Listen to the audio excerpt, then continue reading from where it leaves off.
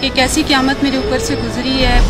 तो हॉस्पिटल में मैं चेकअप के लिए गई और वहाँ से मेरा बच्चा अगवा हो गया।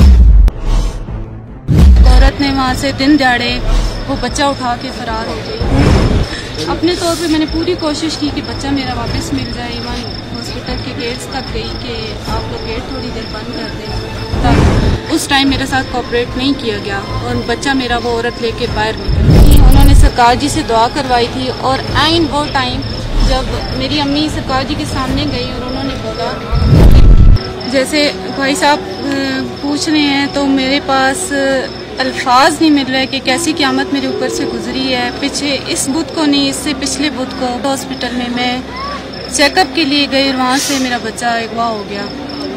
एक औरत ने वहाँ से दिन दहाड़े हॉस्पिटल के बाहर से भी नहीं, ओपीडी रूम से, यानी कि आप कह सकते हैं डॉक्टर्स के रूम के बिल्कुल बाहर की तरफ वेटिंग रूम था, वहाँ से वो बच्चा उठा के फरार हो गई। अपने तौर पे मैंने पूरी कोशिश की कि बच्चा मेरा वापस मिल जाए। इवन हॉस्पिटल के गेट्स तक गई कि आप लोग गेट थोड़ी देर बंद कर दें ताकि वो जिस औरत ने बच्चा उठाया है वो बाहर ना निकल सके।